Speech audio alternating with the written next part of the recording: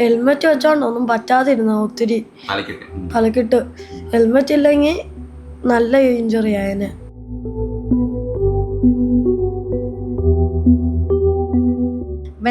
ഇവൻ തന്നെ അങ്ങോട്ടും ഇങ്ങോട്ടും മാറ്റി അനക്കോ ചെയ്ത് അതിന് എല്ലുകൾ തമ്മിൽ വികസിക്കുമെന്ന് പറഞ്ഞു.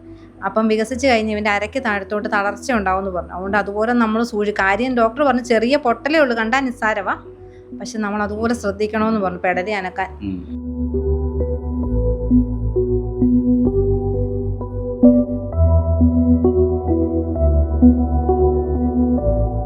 പിന്നെ എനിക്ക് ഓർമ്മ വരുന്ന ഒരാൾ വെള്ളം തരുന്നതാണ്, അവിടെ കിടന്ന് വീണതൊന്നും ഓർമ്മയില്ല. പിന്നെ ഇവർ പറഞ്ഞ ഇതുവരെ എനിക്ക് മനസ്സിലായി അവിടെ കിടന്ന് പിടച്ചതൊക്കെ.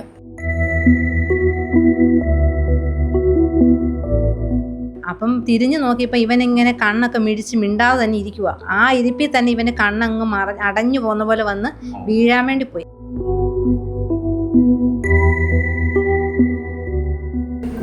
നമസ്കാരം. പിതാവിനൊപ്പം ബൈക്കിൻ്റെ പിന്നിലിരുന്ന് യാത്ര ചെയ്ത 11 വയസ്സുകാരൻ്റെ തലയിൽ ചക്ക വീണു. കോട്ടയം പാക്കിൽ വെച്ചാണ് കഴിഞ്ഞ ശനിയാഴ്ച ഈ സംഭവം നടക്കുന്നത്.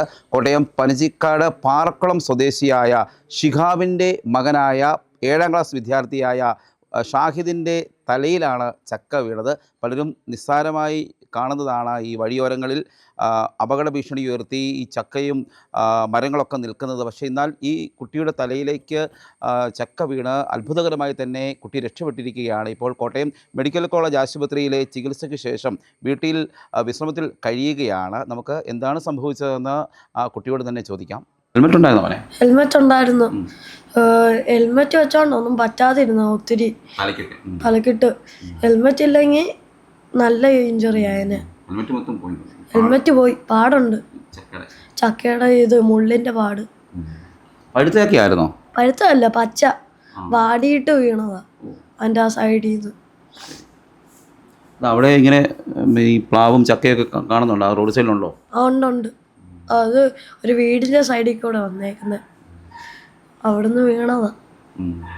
ഇനി ഇങ്ങനൊരു അപകടം ഉണ്ടാകാതിരിക്കാൻ ശ്രദ്ധിക്കണമെന്നാണ് മോന് പറയാനുള്ളല്ലേ? അയ്യാ, അങ്ങനെ ഇതിന് വേറെ ഒരാൾ കൂടെ പറ്റില്ലെന്ന് എൻ്റെ ഒരു ആഗ്രഹം.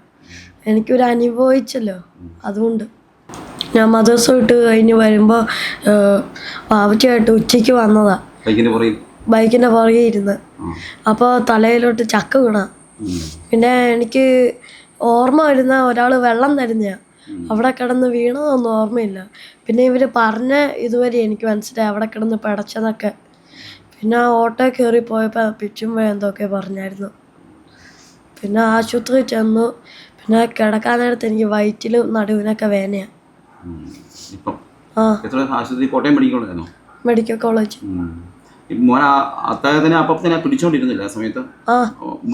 ബൈക്ക് മറിഞ്ഞു വീണായിരുന്നോ? ബൈക്കിൽ നിന്ന് മറിഞ്ഞു വീണില്ല. ഇങ്ങനെ ഞാൻ ബോധം പോയിട്ട് താഴെ വീഴാൻ വേണ്ടി പോയപ്പോൾ എന്നെ പിടിച്ചു. എന്നിട്ട് താഴെ കിടന്ന് പിടയ്ക്കുമായിരുന്നു എന്നെ വെച്ചപ്പോൾ താഴെ. കഴുത്തിനാണ് ബുദ്ധിമുട്ടല്ലേ? കഴുത്തിനും നടുവും പിന്നെ വയറൊക്കെ നല്ല തന്നെയാണ്. എത്ര ദിവസം റെസ്റ്റാ പറഞ്ഞേക്കാം ഡോക്ടർ? 1.5 മാസം. സ്കൂളിൽ പോകാൻ പറ്റില്ലല്ലേ? ഇല്ല, ഇങ്ങനെ പാടാ. സ്കൂളിൽ പോകണമെന്ന് ആഗ്രഹമായിരുന്നല്ലേ? ഉണ്ട്. ഞാൻ കയറിയില്ല, 7ാം ക്ലാസ്സിലോട്ട് കയറിയപ്പോൾ ഒരാഴ്ച ആയതേ ഉള്ളായിരുന്നു. അതിൻ്റെ ഇതുകൂടെ വീണു. ഇല്ല, ഇച്ചിരി ആൾക്കാരെ അറിഞ്ഞുള്ളൂ. പെട്ടെന്ന് ഭയന്ന് പോയല്ലേ? ഭയന്ന് പോയി. ഞാനിവിടെ വീട്ടിലായിരുന്നേ. അപ്പം ഹസ്ബൻഡ് വിളിച്ചു പറഞ്ഞപ്പോഴാണ് അറിയുന്നത്. ഹസ്ബൻഡ് നല്ല രീതിയിൽ അങ്ങ് പേടിച്ചു പോയി ഇവൻ്റെ വെപ്രാളം കണ്ടപ്പോഴത്തേനും. പിന്നെ ബ്ലഡൊക്കെ വായിന്ന് വരികയും നിലത്ത് കിടന്ന് പിടയ്ക്കുകയൊക്കെ ചെയ്തു. അപ്പത്തേനും അങ്ങൊരു ഒരു മരണവെപ്രാളം പോലെ ആയിരുന്നു ഇവൻ്റെ കാണീരൊക്കെ. അപ്പം തന്നെ ഒരു ഓട്ടോയിൽ കയറ്റി അങ്ങ് കൊണ്ടുപോയത്. അല്ല, ജില്ലാശുപത്രിയിലാണ് കൊണ്ടുപോയത്. അവരവിടെ നിന്ന് പറ്റത്തില്ല എന്ന് പറഞ്ഞിട്ടാ നേരെ മെഡിക്കൽ കോളേജിലോട്ട് വന്നത്. അപ്പം അവിടെ നിന്ന് പിന്നെ ESIലോട്ട് വിട്ടു. ESIന്ന് അത് കഴിഞ്ഞപ്പോഴത്തേനും പിന്നെ ESIക്കാർ ഒരു ബെൽറ്റ് ഇവന് വേദന പുറത്ത് പറഞ്ഞപ്പോഴത്തേനും ബെൽറ്റ് ഇട്ടായിരുന്നു. അത് കഴിഞ്ഞ് പിന്നെ അവർ പറഞ്ഞു ഇവനെ കിടത്തിക്കൊണ്ടോ അങ്ങനെയൊന്നും പറ്റുകയില്ല, അങ്ങനെ നമ്മൾ ചുമ്മാ അങ്ങനെ കോരിയെടുത്തൊന്നും പറ്റില്ലെന്ന് പറഞ്ഞു. ആരേത് രീതിയിൽ എടുക്കുന്ന ഒരുപോലെ അങ്ങ് ഇവനെ പൊക്കി വെച്ചാൽ എവിടെയെങ്കിലും ഫ്രാക്ചർ ഉണ്ടോ എന്ന് നമുക്ക് അറിയാൻ പറ്റത്തില്ല. അപ്പോൾ പിന്നെ അവിടുന്ന് ആംബുലൻസ് തന്നെ മെഡിക്കൽ കോളേജിൽ നിന്ന് വരുത്തിയിട്ട് അവിടുന്ന് കയറ്റി നമ്മൾ നേരെ മെഡിക്കൽ കോളേജിൽ കൊണ്ടുപോയി കുറേ എക്സ്റേയും സ്കാനിങ്ങും CT സ്കാനൊക്കെ എടുത്തു. അപ്പോഴാണ് ഇവിടെ ഈ സൈഡിലായിട്ടൊരു പൊട്ടലുണ്ടെന്ന് അറിഞ്ഞത്.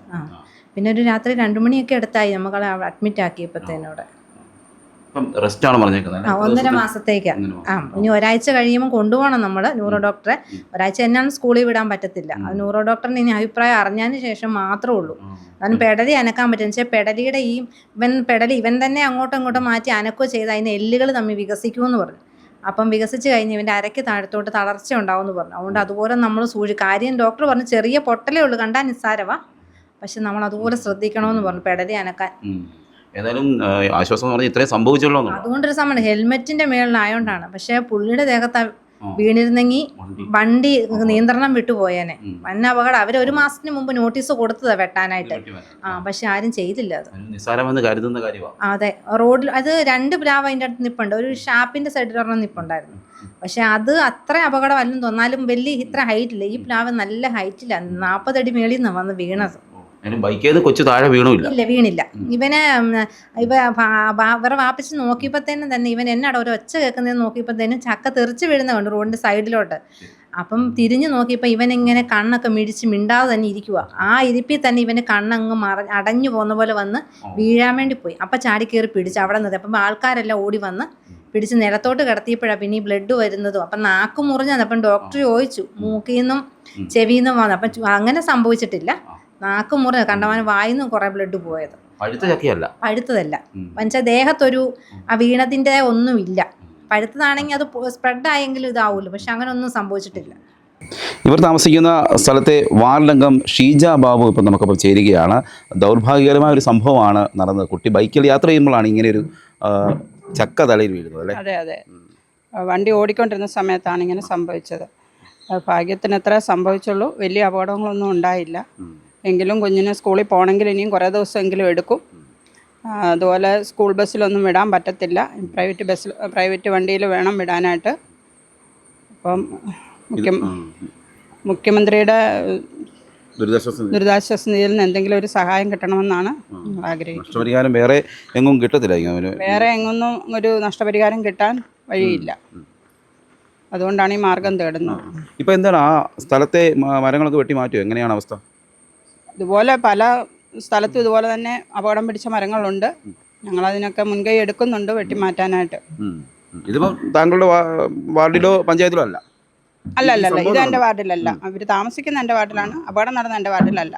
അടിയന്തരമായിട്ടും എല്ലാവരും ഈ ജനപ്രതിനിധികൾ എല്ലാവരും ശ്രദ്ധിക്കേണ്ട ഒരു കാര്യമാണ്. തദ്ദേശ സ്വയംഭരണ വകുപ്പ് ശ്രദ്ധിക്കേണ്ട ഒരു കാര്യം കൂടിയാണ്. അത് തന്നെ. കാരണം ഈ വഴിയോരങ്ങളിൽ അപകടങ്ങൾ ആയിട്ട് നിൽക്കുന്ന മരങ്ങളൊക്കെ വെട്ടി മാറ്റാൻ വേണ്ടി പലപ്പോഴും നമ്മൾ മടി കാണിക്കുന്ന ഒരു സാഹചര്യമുണ്ട്. അതെ, പ്രത്യേകം അത് മാറ്റേണ്ടത് അത്യാവശ്യമാണ്. ഇതുപോലുള്ള അപകടങ്ങൾ ഉണ്ടാകാതിരിക്കാൻ മാറ്റേണ്ടതാണ്. ഈ കുഞ്ഞിൻ്റെ പിതാവ് ഒരു പ്രൈവറ്റ് സ്ഥാപനത്തിൽ ഡെയിലി വേജസിൽ ജോലി ചെയ്ത കുടുംബമാണ്. കുഞ്ഞിൻ്റെ മുൻപോട്ടുള്ള ബെറ്റർ ചികിത്സ കൊടുക്കണമെന്നാണ് ഡോക്ടർ പറഞ്ഞിരിക്കുന്നത്.